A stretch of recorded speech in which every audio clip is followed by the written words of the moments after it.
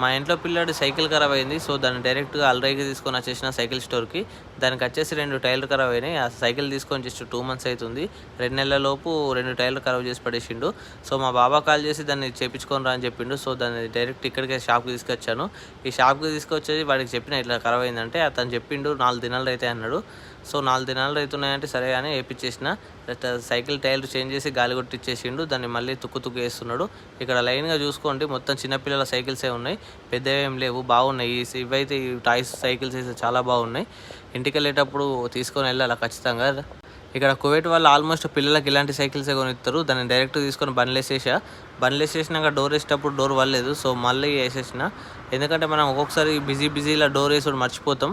చాలాసార్లు మర్చిపోతారు డ్రైవర్లు, ఆల్మోస్ట్ అది కామనే. సో, డోర్ కరెక్ట్ వేసుకొని వెళ్ళాలా, చాలా ట్రాఫిక్ ఉంది. సో, అలాగో ఇలాగో ఇంటికి వచ్చేసిన. ఇంటికి రాగానే డైరెక్ట్ మా మేడం ఫోన్ చేసింది. సో, మళ్ళీ బయటికి వెళ్ళిన.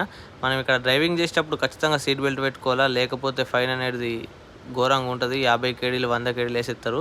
మా మేడంని తీసుకొని డైరెక్ట్ ఫర్వన్ ఏరియా వచ్చేసిన. ఇది చూస్తున్నారు కదా, ఇదంతా ఫర్వన్ ఏరియా. థింగ్స్ అవసరం ఉన్నాయంటే నెక్స్ట్ మార్కెట్కి వచ్చేసిన. అలాగే నేను కూడా కొన్ని థింగ్స్ తీసుకున్నా. ఈరోజు థర్స్డే నైట్ కాబట్టి చాలా బిజీగా ఉంటుంది. ఎందుకంటే ఆల్మోస్ట్ అందరు డ్యూటీలు కంప్లీట్ చేసుకొని బయటకు వచ్చేస్తారు. ఈరోజు రేపు చాలా బిజీగా ఉంటుంది. రేపు నాది డే ఆఫ్. ఫుల్ వీడియోతో వస్తా. బాయ్.